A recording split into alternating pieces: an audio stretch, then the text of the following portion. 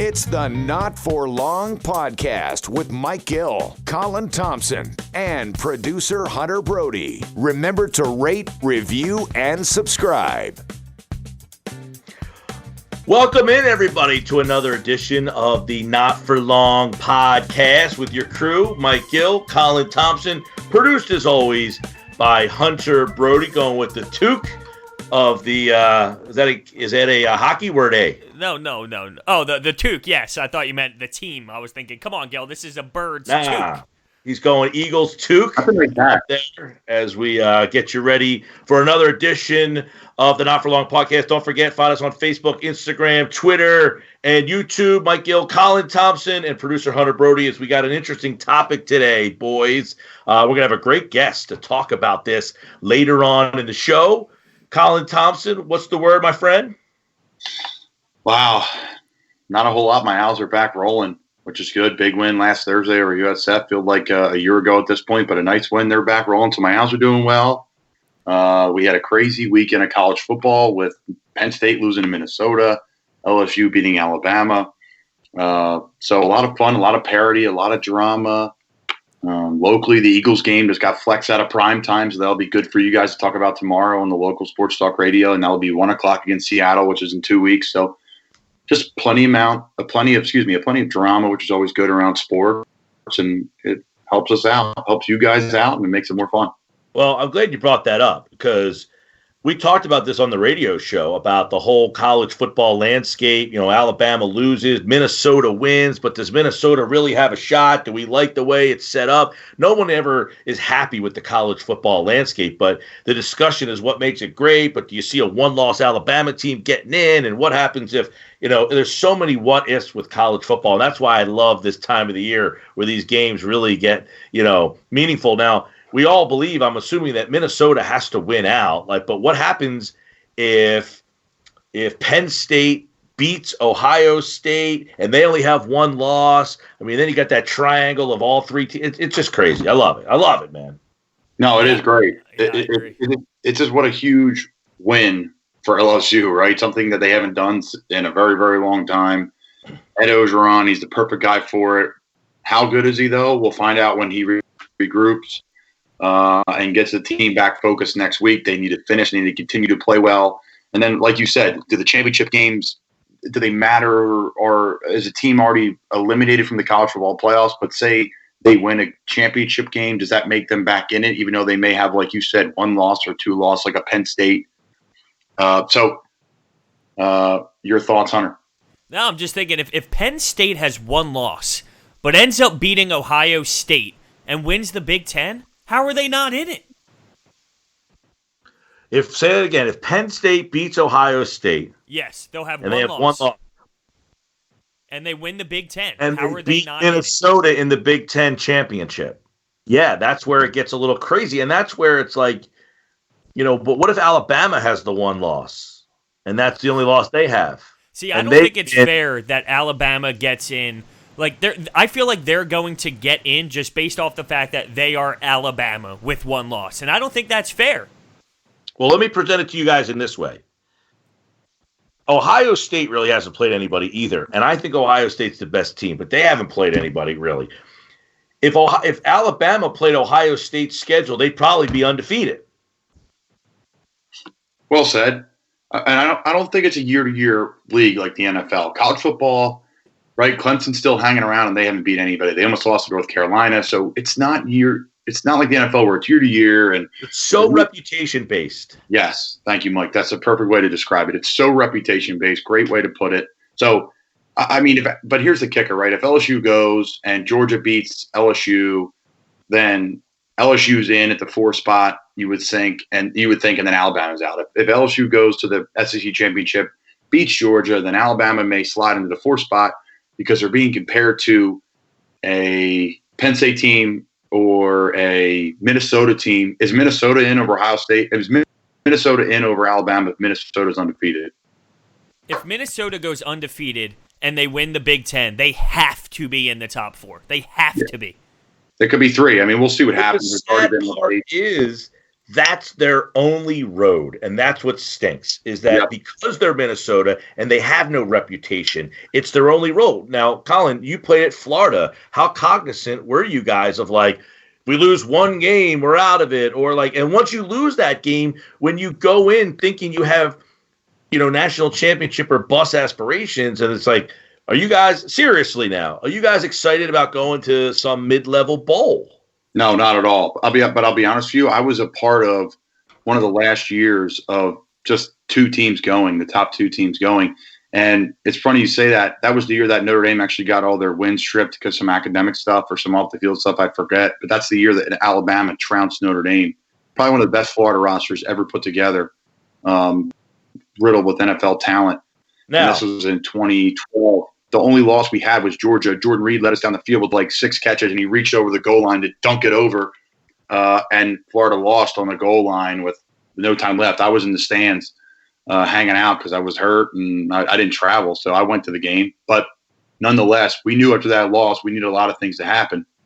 Well, a lot of things almost did happen to allow us to get back in the top 2. And really, we ended up being 3rd that year. We should have finished. We should have been the number 2 team. And should have never lost that Georgia game. But a lot of things happened for us to get back up there. Matt Barkley got hurt that year. I think they needed to play somebody, and Notre Dame. And he didn't play in the game, and they lost to Notre Dame or something along those lines where Notre Dame needed to lose, and they didn't lose. So we were like, we're going to go to the Sugar Bowl and face Teddy Bridgewater in Louisville. Well, long story short, they crushed us, and Teddy Bridgewater, started his career as a big name player and lit up a part of our defense that was top in the country. Dan Quinn was the defensive coordinator then. But to answer your question, Mike, yes, we were pretty bummed. Everyone had a great time in New Orleans, and they mopped the floor with us. Louisville did. Now, the difference when you played at Temple was going to a bowl game exciting. Oh, yes. It was a big deal. Now it's like almost expected. This was their 6th in a row. I think they're like 9th in the last 12 years. I don't know that number, but I know it's been 6 in a row. I was there when we were bowl eligible, went 6-6. We beat Tulane, who wasn't a good team then, but we snuck out a win over them in New Orleans. We went 6-6 and did not go to a bowl, even though we were bowl eligible, and the place is ready to flip over. Now it's expected for Temple to win 6 games. They're a good team in a good conference, American Athletic Conference. You could say it's a Power 6 now. They're better than, I don't want to say the ACC, but I would think a lot of American teams would compete for that ACC title. So, nonetheless, great question, Mike. But we didn't care what bowl we were in. We were just hoping he was either before Christmas, so you could be off for Christmas break, or it was in a warm place. So one of the two. All right, well, fellas, we've got a interesting topic that we're going to get into today. We got a guest coming up, which is former LSU quarterback, Miami, Florida Marlins. I guess at the time they were the Florida Marlins. Infielder Josh Booty is going to join us in about 20, 30 minutes from now, and we're going to talk about pay for play with him. And guys, the NCAA announced it will allow athletes to profit from their name, image, and likeness in it's a major shift for the NCAA as part of this pay for play announcement. A lot of people have their take. Colin played. Us, as this podcast is really designed for people who work in the industry. What do we think about this? You played. We've covered it. Paying college athletes, slap in the face to people like you, embrace it. I think it's an unbelievably interesting rabbit hole that we're going to start to dive down. Yeah, no question. I will come out and say this, and it's something I've learned in my small, short media radio career, that I have learned to agree with things, whether I agree with them or not, just based off the fact that it's going to happen anyway. It's inevitable. This is something that's inevitable, and it's going to happen. So it's going to happen. Let's find the best way to help these athletes maintain it. The NCAA said in a National Law Review article in response to the Governor Newsom signing, so this was the governor of California who signed the pay to play that's going to come into it's going to be legal in 2023 for California-based college athletes in the NCAA to make money off their image and likeness. Changes are needed to continue to support student athletes, but improvement needs to happen on a national level through NCAA rules making process. So there's so many things that need to be leveled out. The NCAA was threatening, I read, to not allow California to participate in NCAA championship events because they have an unfair advantage. So there's just so many things that need to be done. My major concern in talking with some people at Temple that are in the athletic department is the burden's on them. The burden's on them to make sure everything's okay. The burden's on them to make sure that players have their checks and balances when literally checks are coming in. How are you going to set up financial planning? How is compliance involved? The NCAA compliance is massive. This is time away from the program, time away from meetings. If you have to go to a car, say you're going to a car dealership and you're signing autographs, or say you're going to a pizza place and taking pictures with people and you're getting paid with free food or whatever, that's away from the program. And there are certain days a week that's going to happen. Or there are certain times a day you can do that. Can a player be fined now? Are there going to be classes for players to help you? Say you're sponsored and you're in this bracket. Okay, we give you a financial advisor. We give you a agent. How does all that work? What is I always say the dirtiness, the nastiness. Where are the people going to come from that are going to be creating chaos for this system to look bad and not work the right way? And is it going to be so crazy in some schools where Alabama, LSU, and Clemson, they have boosters and they have local products and they have local companies guaranteeing money to every single kid, where every recruit goes there and it ruins college football? I am all for people making money off their likeness, but I do not want to see college football be ruined over this. And my thing is this: the NCAA is still getting off the hook. The NCAA is still not cutting a check. Right. They're not. They're not even. That's what I asked.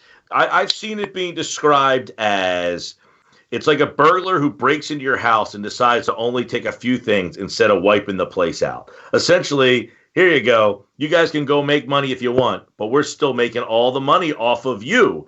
You go out and find your own way to make money, but we're still profiting off of you and you can't. But can't we say that that's any big business, though? Like, for example, the NFL gets away with murder all the time, but we love football so much that we're going to tune in any Sunday no matter what the hell they do. No, and it's an interesting part about the NFL. They have a union, which helps, and that's what just triggered my mind with that, Hunter. It's a great point. There needs to be a union created, or some sort of gathering, or some sort of unit that these players are represented by in college athletics. There's just too much money now. I get the get off the stoop type people, get off my lawn type people who are, I like the old ways. I get that. I love it too.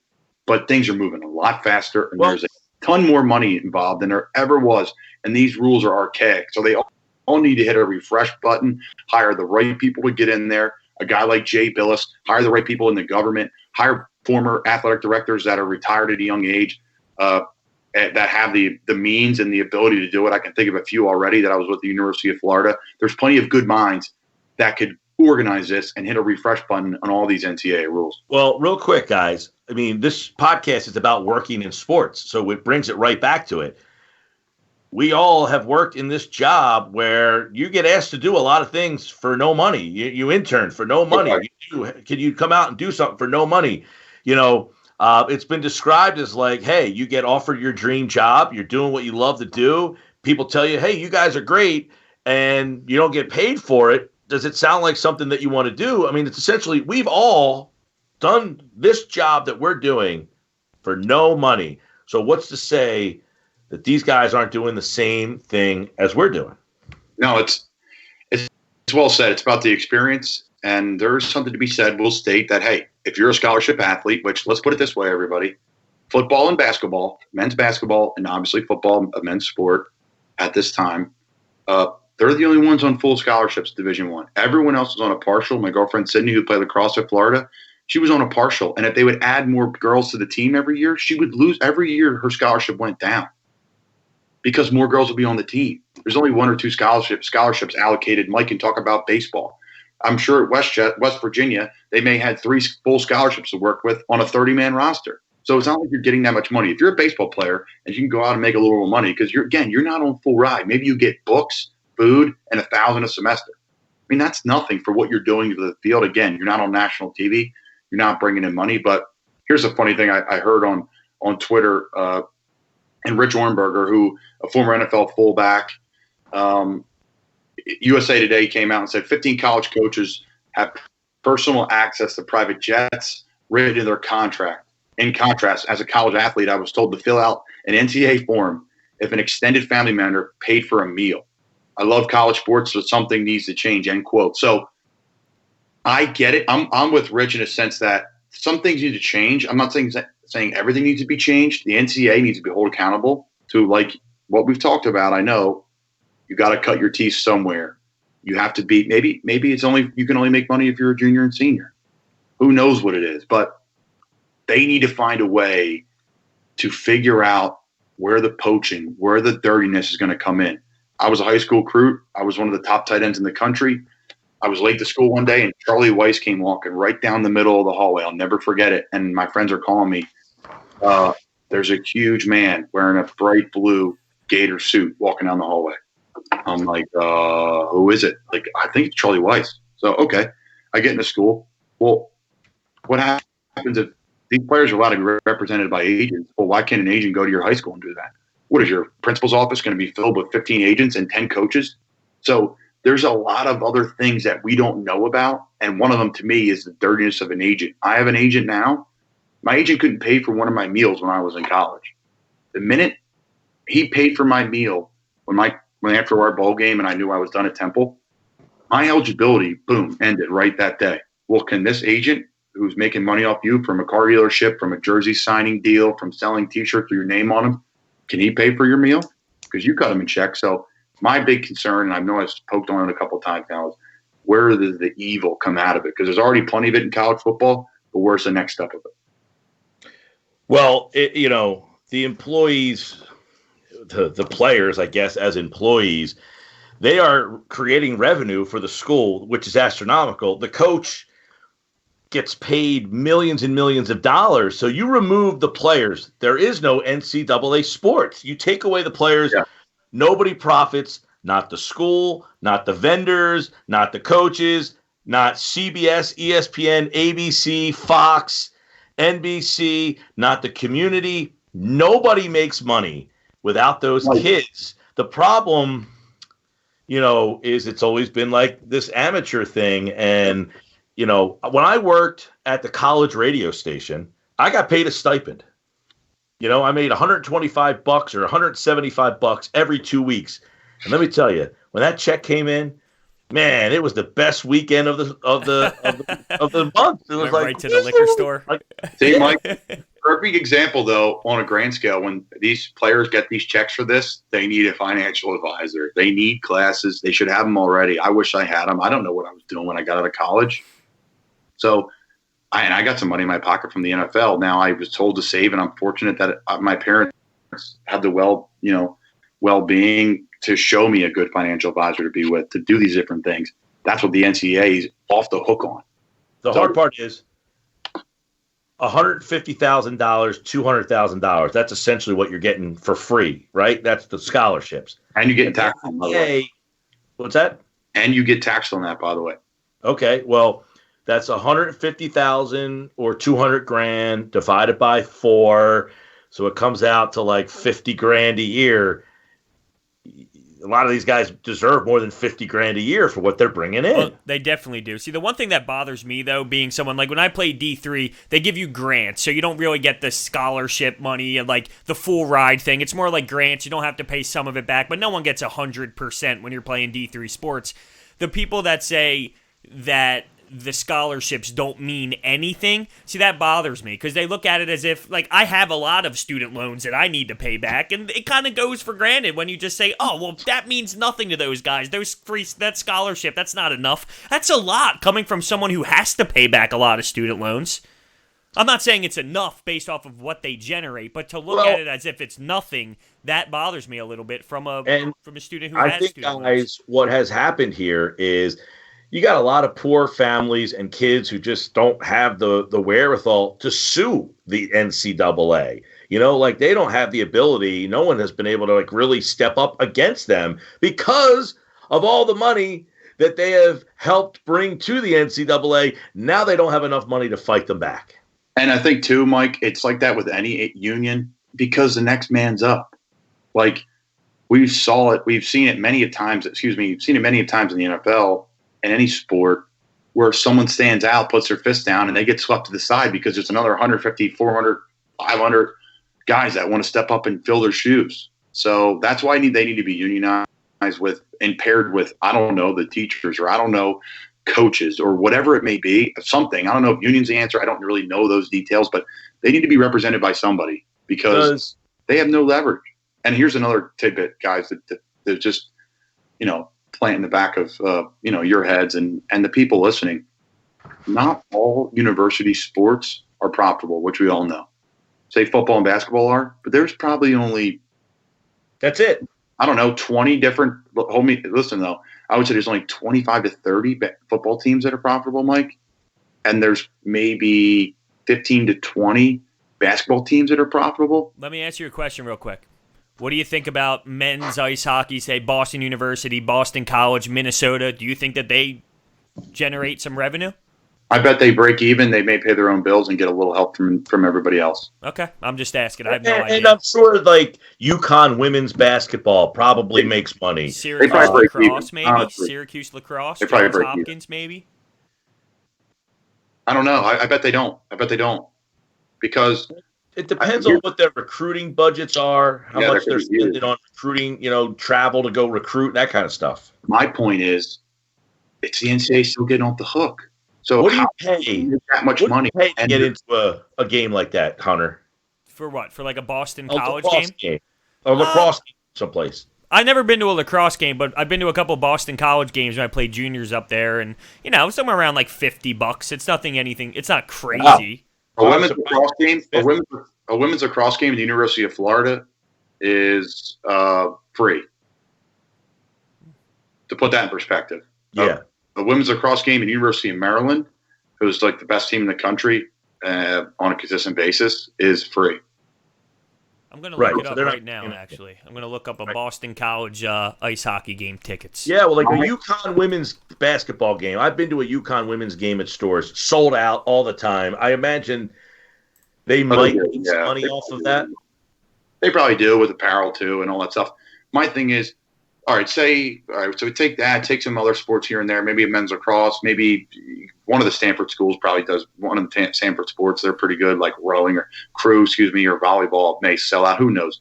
But just say 60 sports out of whatever, and how many sports per school, X amount of schools, they're profitable.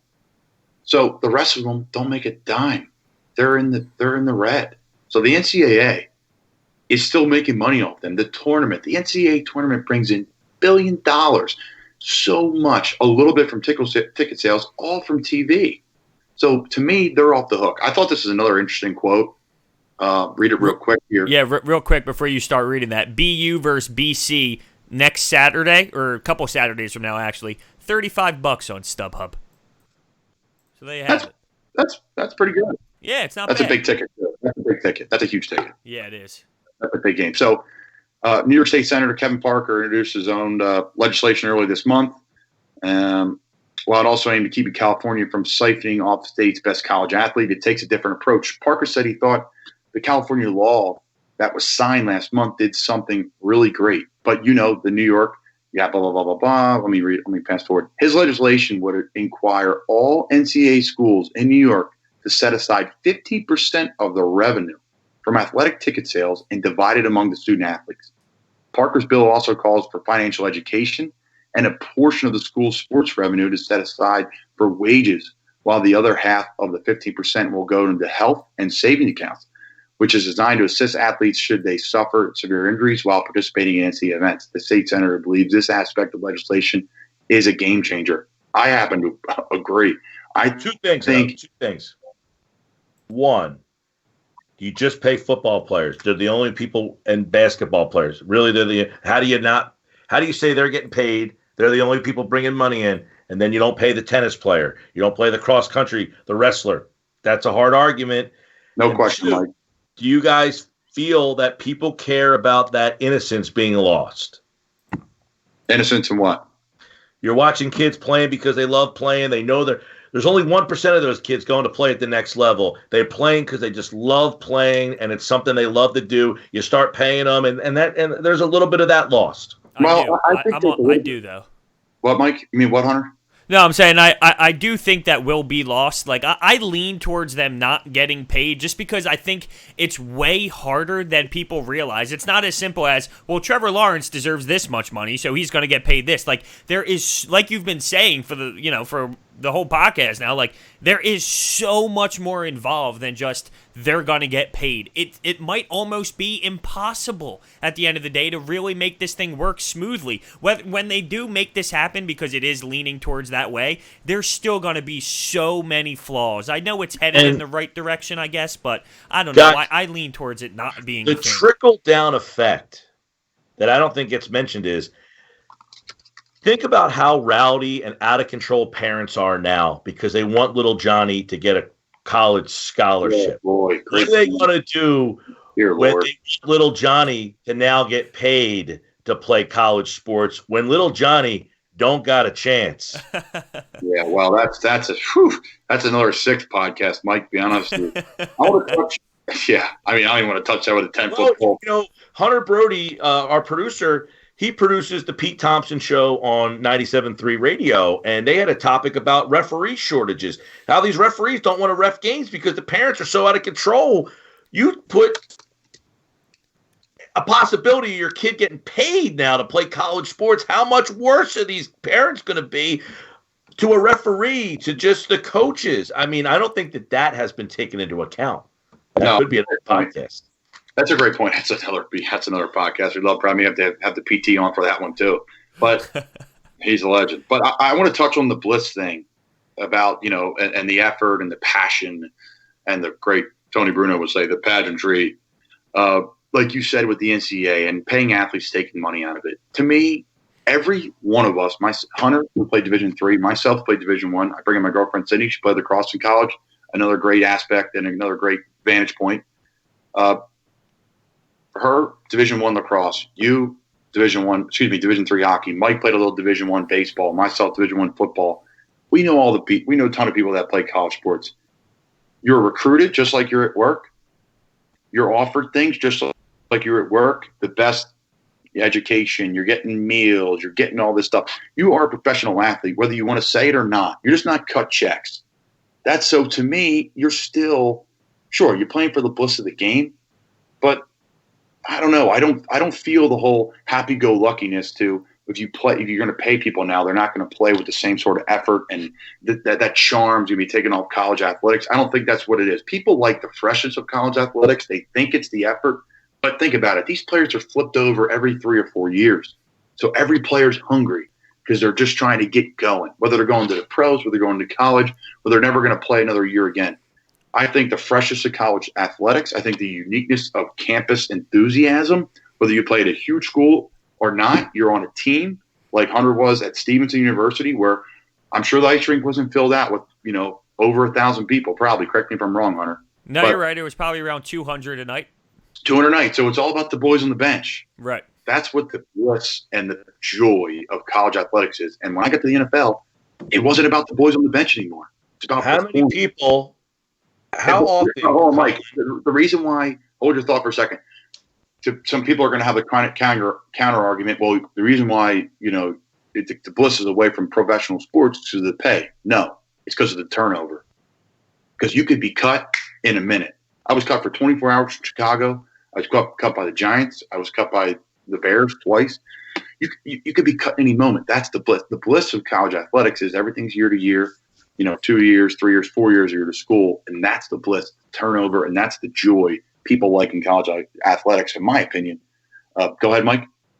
How often at Florida or Temple, and I sometimes say Florida just because it's SEC and it's perceived to be a potential national champion, as opposed to Rutgers. I imagine you're not going there thinking we're going to win a national championship. Would you guys sit around saying, man, we should be getting paid for this? Oh, it's a great question. You know what? I was never in that I never played well enough in Florida to be in that conversation. Doesn't matter. Did anybody ever come to you, Trey Burton? Hey, man, we should be getting paid for this. I mean, you play with guys who are in the NFL that maybe knew they were going to the NFL. Well, I don't think it was as big as a topic then, Mike. I'll be honest with you. I know it was still a topic. Don't get me wrong, but it was not on the front burner. Yeah. I don't think it was. I think when you look around against LSU, Florida, I'll never forget that game. They had Odell Beckham, Jarvis Landry, Zach Benberger, the Honey Badger. And I'm sitting on the sidelines with a boot and crutches, and there's 100,000 people going crazy. You don't think about getting paid for it. I get if you're at X. So why pay them? If you ain't thinking about it, why pay them? Well, here's just one question I got. I'm just thinking again, I'll be honest with you guys. I'm very fortunate that financially I didn't need to be paid. My parents helped me, and I was on a scholarship, and we got money when we were there too because of. I think we got like $2,400 a year. Just an extra funds plus year per diem that you save. So there's a lot of other ways that you were getting by. Now, is it going to help you do a lot of things you want to do? Travel? No, but there was ways to get by for sure. Plus, we ate for free on campus. It wasn't glorious, but we were taken care of. Yeah, I was just thinking, it's easy to think that everything would just be as smooth as possible. But what happens when you have those people who do have a different personality trait and say they're an offensive lineman and they're unhappy that Tua's making all this money and is the likeness of an Alabama offensive lineman anywhere even close to these wide receivers and quarterbacks, but they're the ones who are making it all happen. So, will he be jealous? Will he get pissed off that he's getting no recognition and his likeness is nothing, so he won't get paid the same amount as the playmakers? Great point. And that's a great point. And another thing about the parity of college football into just parity and playing different positions. I heard an argument, I forget who said it, but he was talking about, well, maybe it's going to help make college football better because if you're, every quarterback goes to Alabama and get paid, well, I'm going to go to Washington because I'm going to be the man out there and get paid. Or I'm going to be the star receiver out there with this quarterback, and we're going to be the top two guys. We're going to make the most money. So maybe, or I'm going to go to Arizona State, or I'm going to go to, I don't know, Monmouth, because there's a great deal there. We always get hooked up by this one person. You're going to make, $50,000 a year at Monmouth, $60,000 a year at Monmouth by some exec in New York City who's willing to pay it. And so maybe the person who's with the highest bidder gets it. There's going to be a bidding process for these players. It's going to be crazy. You're not going to be able to recruit anymore. Your recruiting pitch is going to be, hey, when you come here, you're going to be in this slot your first year, this slot your second year, and there's the money comes with it. Oh, yeah, you're going to have to go to school and graduate too. But this is what it's going to be. The recruiting pitches are going to change. So it's going to be crazy. Well, we just scratched the surface. We have a great conversation with Josh Booty, former LSU quarterback, played in Major League Baseball. He was a two-sport stud. He was the number one recruit in the country when he was in high school with Peyton Manning coming out. He ended up going to LSU. And we're going to have more conversation with him about this coming up in just a couple of minutes. So stick around for our conversation with Josh Booty. Don't forget, find us on Facebook, Instagram, YouTube, and Twitter at Not For Long. And we have other great conversations coming up down the road here. That we're going to have to revisit this topic, Mike. We're going to have this week, guys. We'll keep this topic coming. We'll have guests on. We're going to have Booty on again, too, just to break down his life, not even just this topic. But what a great topic that we can keep breaking down. There's going to be more news being broke constantly. We didn't even get into – something just came out. This kid, Wiseman, in the NCAA Memphis, getting money from Hardaway when he was a booster before, and now he's the coach, and it's kind of a gray area. The kid Young from Ohio State took money from a friend back when he was in high school, and now he paid that guy back. I mean, it's endless. No, and I think too, and before we got to wrap it up here in the next minute, okay, Alabama they refuse to do the pay to play. So you think Nick Saban is going to want to stay at Alabama? Do you think the state of Alabama can afford to lose Nick Saban? He's one of the most powerful men in the state, one of the most powerful men in the history of the state. So Nick's going to get his way. These college coaches are going to have more power than people in Congress, people in it's Senate, the state. It's going to just be unbelievable. And we look forward to keep talking to you guys. Thank you guys for your support. Keep commenting, follow us on social media, keep interacting with us so we can talk about it on the podcast. He's Colin Thompson. This show is produced by Hunter Brody, and I'm Mike Gill. Coming up, our conversation with Josh Booty. Stick around for that. This is the Not For Long podcast. All right, we're excited now to talk with the host of Believe LSU Football on the Believe Podcast Network. Many people who are right my age bracket will remember Josh Booty. LSU football, plays in the NFL with Cleveland, Oakland, Seattle. And if you're a baseball fan, you probably remember him playing third base for the Marlins. Josh Booty's our guest here on the Not For Long podcast. And Josh, this paid athletes in the NCAA, the announcement came down, and players are able to profit from their name, image, and likeness. Is this, for you, a major shift for the NCAA and college athletes as we know it?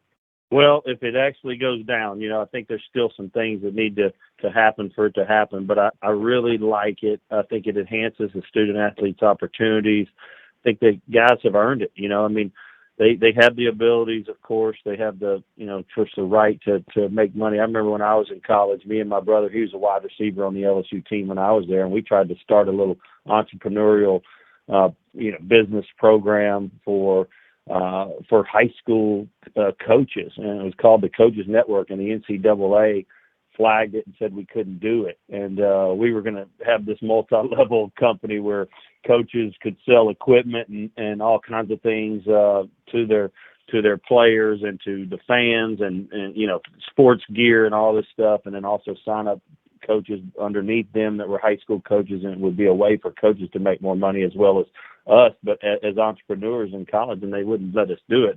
And there's so many stories out there. There's one I'd like to mention is so some kids don't have the money to go to McDonald's after ball games or get them a burger or what have you, and like the rest of the world, because they don't have time to do it to work. Now, I do think they get an education, which is huge, and you got to value that, and especially at some of these prestigious universities. It's just incredible what they do get. But at the same time, there's a story that we have as a family. My brother played quarterback at USC. We left the Rose Bowl.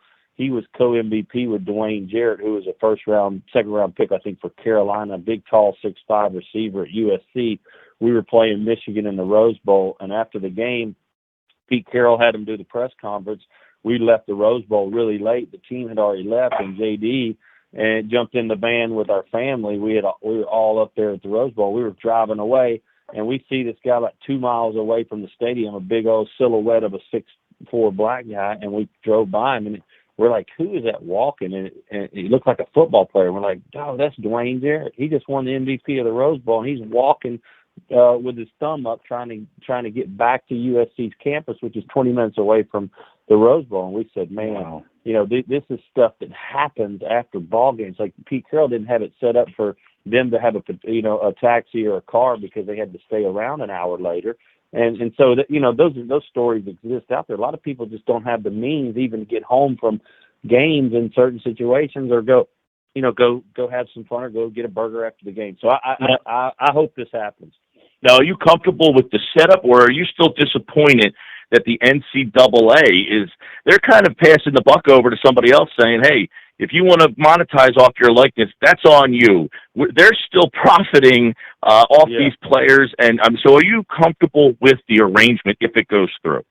I am. I mean, I think the kids should be able to benefit. It's just, I think the larger universities are going to have, it's going to be easier to attract marquee talent to the bigger markets because there'll be bigger opportunities in bigger markets. It's like USC or UT, or I'm thinking of universities in big markets. I mean, with a lot of people in their towns, there's a lot more opportunity there. So I think they'll recruit to that, and I think that's an advantage. I think bigger teams, bigger markets, the teams that play on TV a lot, of course, the SEC teams, Ohio State, Michigan, USC, Oregon. I mean, those are the teams that will benefit from it because they're on TV all the time. It's the marquee teams that are going to benefit. The universities are going to benefit it as well as the players. But I mean, just think about like what RG3 did at Baylor. I mean, they built a stadium because that guy won the Heisman and brought football to Waco, in a major way. So these universities are definitely benefiting from it. We're talking to Josh Booty on the Not For Long Sports podcast. You can follow Josh on Twitter at JoshBooty10. Give him a follow, great follow, and we're going to get down the line with Josh again back on, hopefully, to talk about his life, former pro, former college athlete in baseball and football. Pretty interesting stuff. But Josh, I want to let you hear before we let you go. I'm going to talk about maybe some of the dirtiness that comes with it. Now there's agents involved. My thing is, I'm a high school athlete. I was the number one tight end in the country. Obviously, you were up there too in rank. And we had coaches walking through. We got a gator talking to a tiger, by the way. Is that okay? Yeah, no, it's all good. My girlfriend's dad, Fred, played golf for Dupree at LSU. He was an All-American there. Yeah. So I'm getting in. I've got the tiger eye. I got the whole feel from him. But I digress. My thing is, what's the dirtiness now? Are agents going to be walking down the hallways with Ed Ogeron and Nick Saban, and the agents are going to be saying, I represent everyone that goes to Alabama? Or like, where's the dirtiness going to come from? Because it's going to be there.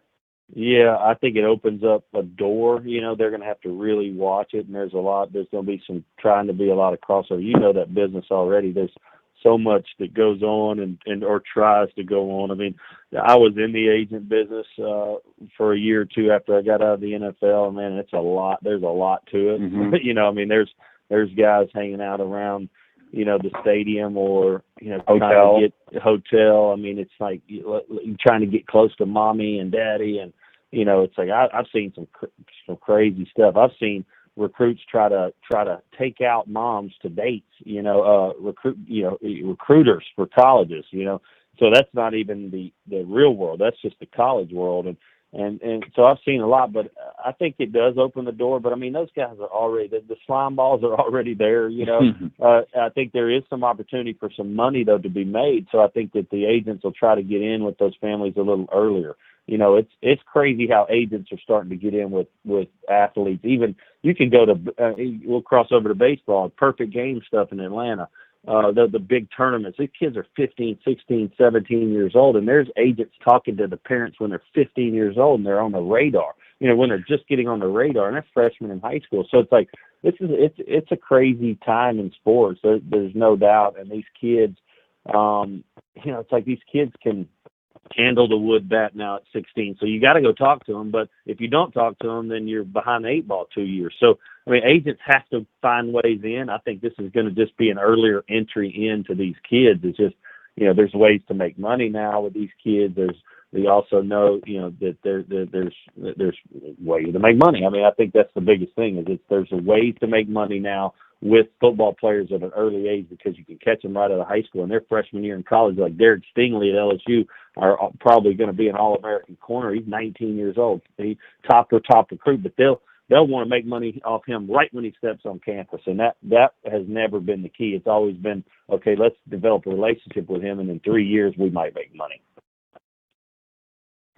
Josh Booty has been our guest here on the Not For Long podcast, and we say not for long because, Josh, we talk about guys who played, people who work in sports like myself. I never played any major college or anything, but just working in sports, we all have this commonality, and these kind of conversations come up, and I think it's great to kind of pull your experiences from both college, NFL, Major League Baseball, because all these kids all have the same thought of, man, what do I do after sports? And if I'm playing sports, when I worked in college at the college radio station, I got a stipend. Why is it okay for me to get a stipend, but not Josh Booty, who's filling up 100,000 seat stadium? It always seems so crazy to me. And quite frankly, if it's not for Josh Booty and Colin Thompson and all you guys, the coaches don't have jobs. The NCAA doesn't exist. There's nobody getting paid, and it's all because of you guys. So hopefully these kids get their just due, and it gets done the right way.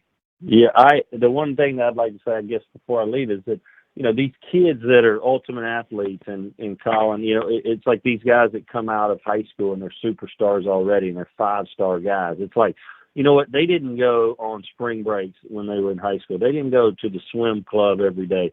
So they were working on their game. You have to work on your game. Yep.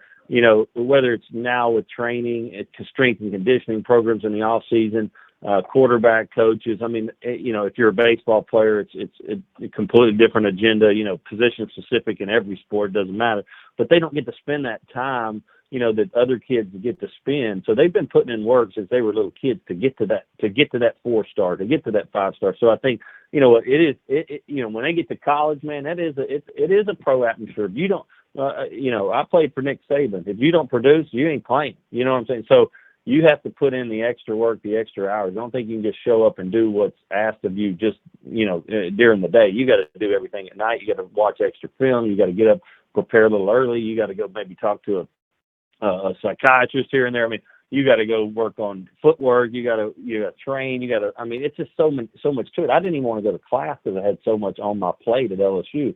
Academic advisors, academic tutors. Yeah, it's like, God, dude, man, it's an all-day deal. I was worn out like crazy by the time I got home, and then people wanted to talk and interview, and you're like, man, I can't even think straight. I'm so tired, So I think these guys are working a ton on their craft and have to go to school. I mean, it's very difficult on a student athlete at that level at a big university, man. It's tough. So I think they should have something, should be getting something, even if it's a per diem, a bigger per diem per day or something. I don't know. Call me anytime. I appreciate you guys having me. I'm sorry I ran short, but anytime, guys, I appreciate it. Thank you so much. All right, everybody. That was our interview with Josh Booty. Hopefully you enjoyed our conversation and our talk with Josh Booty. When I was growing up, he was the man. He was the number one recruit in the country. I remember him playing at LSU. I remember him playing baseball with the Marlins. So cool to catch up with Josh Booty, former NFL, MLB, and college football star. Colin, real quick before we roll out of here, great conversation today, and Booty was excellent with some of the information that he brought up, and it just furthers the point that, this is such an interesting time in college sports. It is. He'll probably talk a little bit about the NCAA pay-to-play thing down the line with him again. He was crunched for time, and we were a little bit too. But great to have him on. But no, it's an interesting time in sports. There's more money in sports now than ever. TV, the deals are bigger than ever. So it's going to be interesting to see what happens here. The NCAA's now kind of sent their rebuttal back to what the states and the laws are putting out now, and it's going to be interesting to see. I'm excited to see what's going to happen. I personally don't believe, and you'll hear, if you're listening to this, you've already heard our takes, but I just don't think it's the right thing for the way they're going. I think the NCAA is getting off the hook. They're still collecting checks, and they're not dishing anything out any differently. So it's really not solving the problem, in my opinion. It's just putting a Band-Aid over it, and it's going to get really ugly before it gets better. So we'll see, and we appreciate everyone listening. Again, follow us on Facebook, YouTube, Twitter, Instagram. If you're listening to this and you want more interaction with us, watch us on YouTube. Our shows are live on YouTube. You can see all our faces, get to know us. Our promo codes are up there for SeatGeek, all that different type of thing. So we appreciate everyone listening. All right. Again, rate, review, subscribe, Facebook, Instagram, Twitter. Search Not For Long. For Colin Thompson, I'm Mike Gill. Our producer has been Hunter Brody, as always, and we'll be back with another Not For Long podcast next week.